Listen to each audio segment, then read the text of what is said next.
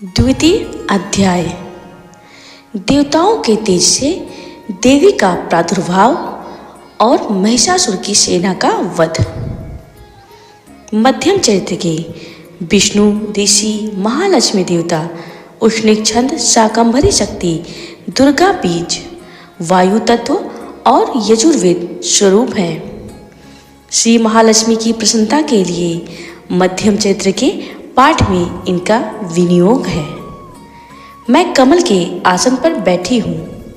प्रसन्न मुख वाली महिषासुर मर्दिनी भगवती महालक्ष्मी का भजन करती हूँ, जो अपने हाथों में अक्षय माला, फरसा, गदा, बाण, वज्र, पद्य, धनुष, कुंडिका, दंड, शक्ति, खड्ग, ढाल, शंख, घंटा, मधुपात्र, शूल, पाश और चक्र धारण करती हैं। ऋषि कहते हैं, पूर्व काल में देवताओं और असुरों में पूरे 100 वर्षों तक घोर संग्राम हुआ था।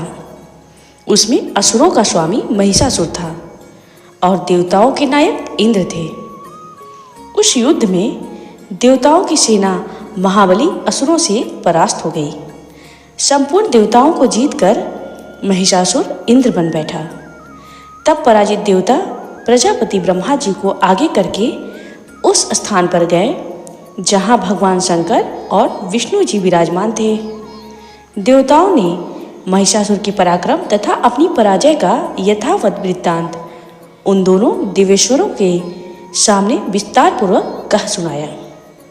वे बोले, भगवान, महिषासुर सूर्य, इंद्र, अग्नि, वायु, चंद्रमा, यम, वरुण तथा अन्य देवताओं के भी अधिकार छीनकर स्वयं ही सबका अधिष्ठाता बना बैठा है।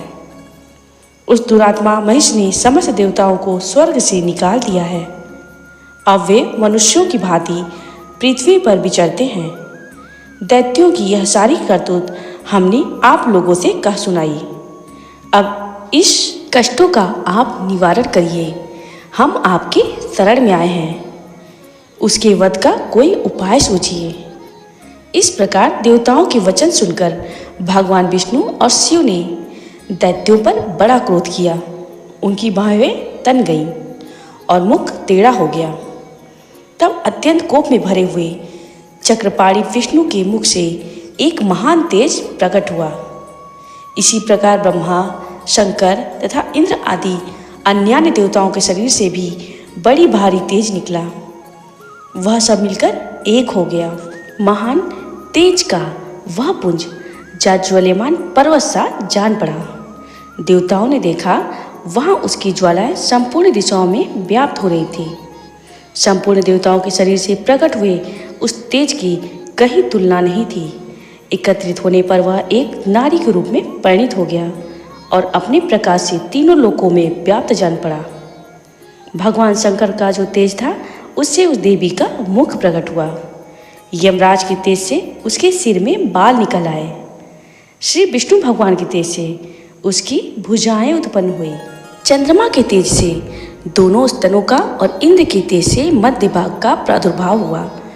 वरुण के तेज से जंघा और पिंडली तथा पृथ्वी के तेज से नितंब भाग प्रकट हुआ। ब्रह्मा के तेज से दोनों चरण और सूर्य के तेज से उनकी अंगुलियां हुई।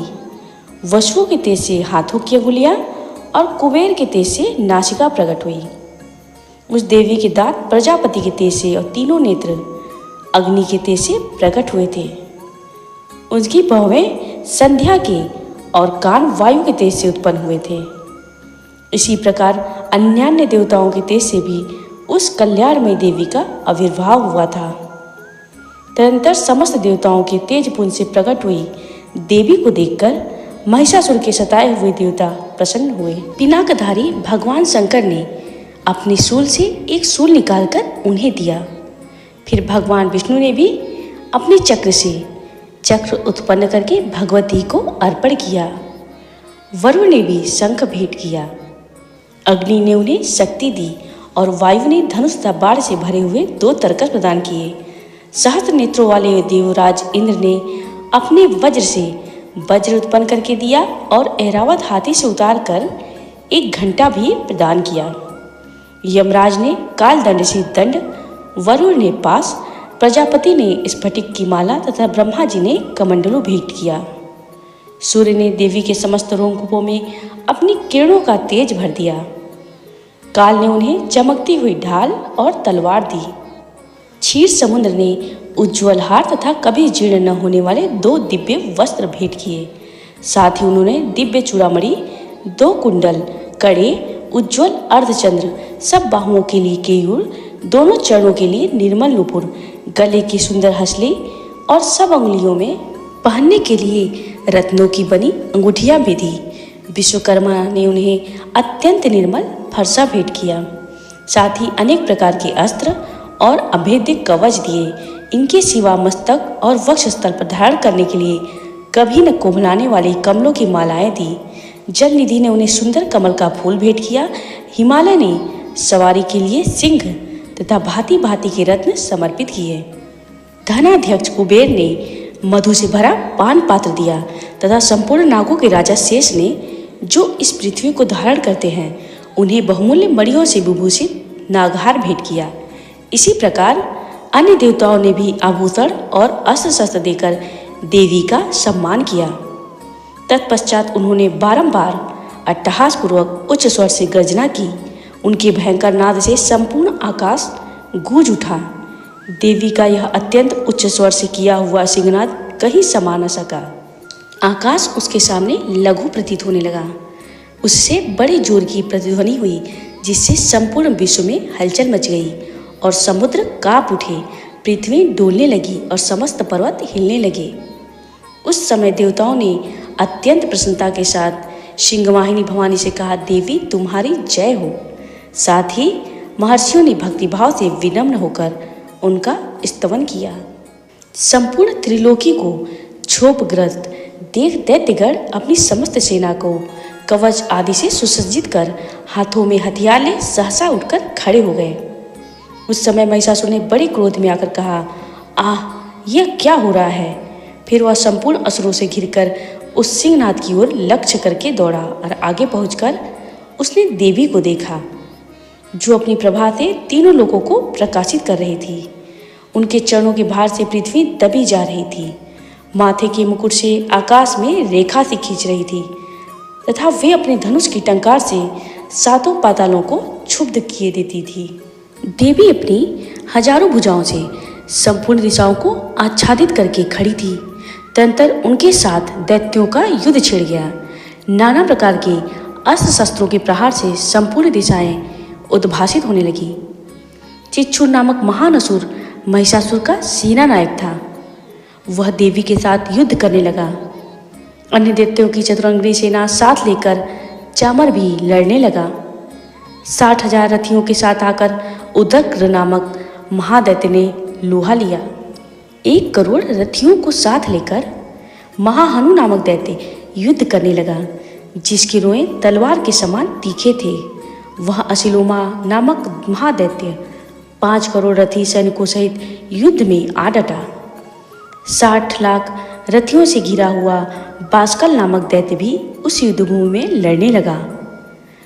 परिवारित नामक राक्षस हाथी सवार और घुड़सवार के अनेक दलों तथा 1 करोड़ रथियों की सेना लेकर युद्ध करने लगा। बिडाल नामक दैत्य 5 अरब रथियों से घिरकर लोहा लेने लगा। इसके अतिरिक्त और भी हजारों महादैत्य रथ, हाथी और घोड़ों की सेना साथ लेकर वहां देवी के साथ युद्ध करने लगे। स्वयं महिषासुर उस रणभूमि में कोटि कोटि सहस्त्र रथ, हाथी और घोड़ों से सेना से घिरा हुआ खड़ा था। वे दैत्य देवी के साथ तोमर, भिंदीपाल, शक्ति, मूसल, खड्ग, परशु और पट्टिस आदि अस्त्र शस्त्रों का प्रहार करते हुए युद्ध कर रहे थे। कुछ दैत्यों ने उन पर शक्ति का प्रहार किया, कुछ लोगों ने पाश फेंके तथा कुछ दूसरे दैत्यों ने खड्ग प्रहार करके देवी को मार डालने का उद्योग किया। देवी ने भी क्रोध में भरकर खेल खेल में ही अपने अस्त्र शस्त्रों की वर्षा करके दैत्यों की वे समस्त अस्त्र शस्त्र काट डाले। उनके मुख पर परिश्रम या थकावट का रज्ज मात्र भी चिन्ह नहीं था। देवता और ऋषि उनकी स्तुति करते थे और वे भगवती परमेश्वरी दैत्यों के शरीरों पर अस्त्र शस्त्र की वर्षा करती रही। देवी का वाहन सिंह भी क्रोध में भरकर गर्दन के बालों को हिलाता हुआ असुरों की सेना में इस प्रकार विचरने लगा मानो वनों में दावानल फैल रहा हो। रणभूमि में दैत्यों के साथ युद्ध करती हुई अंबिका देवी ने जितने निश्वास छोड़े वे सभी तत्काल सैकड़ों हजारों गरुड़ों के रूप में प्रकट हो गए और परशु, भिंदीपाल, खड्ग तथा पट्टिस आदि अस्त्रों द्वारा असुरों का सामना करने लगे। देवी की शक्ति से बड़े हुए वे गण असुरों का नाश करते हुए नगाड़ा और शंख आदि बाजे बजाने लगे। उस संग्राम महोत्सव में कितने ही गण मृदंग बजा रहे थे। तदंतर देवी ने त्रिशूल से, गदा से, शक्ति की वर्षा से और खड्ग आदि से सैकड़ों महादैत्यों का संहार कर डाला। कितनों की घंटे के भयंकर नाद से मूर्छित करके मार डाला। बहुतेरे दैत्यों को पास से बांधकर धरती पर घसीटा। कितने ही दैत्य उनकी तीखी तलवार की मार से दो दो टुकड़े हो गए। कितने ही गदा की चोट से घायल हो धरती पर सो गए। कितने ही मूसल की मार से अत्यंत आहत होकर रक्त वमन करने लगे। कुछ दैत्य शूल से छाती फट जाने के कारण पृथ्वी पर ढेर हो गए। उस रणांगण में बाढ़ समूहों की वृष्टि से कितने ही असुरों की कमर टूट गई। बाज की तरह झपटने वाले देवपीड़क दैत्य अपने प्राणों से हाथ धोने लगे। किन्हीं की बाहें छिन्न भिन्न हो गई, कितनों की गर्दनें कट गई। कितने ही दैत्यों के मस्तक कट कट कर गिरने लगे। कुछ लोगों के शरीर मध्य भाग में ही विदीर्ण हो गए। कितने ही महादैत्य जांग कट जाने से पृथ्वी पर गिर पड़े। कितनों को ही देवी ने एक बाह, एक पैर और एक नेत्र वाले करके टुकड़ों में चीर डाला। कितने ही दैत्य मस्तक कट जाने पर कितने ही दैत्यगण गिरकर फिर उठ जाते और केवल धड़ के ही रूप में अच्छे अच्छे हथियार हाथ में ले देवी के साथ युद्ध करने लगते थे। दूसरे कबंध युद्ध के बाजों की लय पर नाचते थे।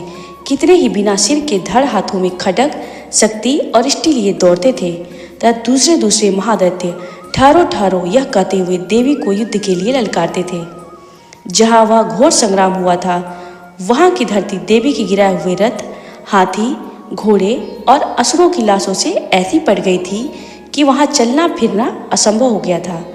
दैत्यों की सेना में हाथी, घोड़े और असुरों के शरीर से इतनी अधिक मात्रा में रक्तपात हुआ था कि थोड़ी ही देर में वहाँ खून की बड़ी बड़ी नदियाँ बहने लगी।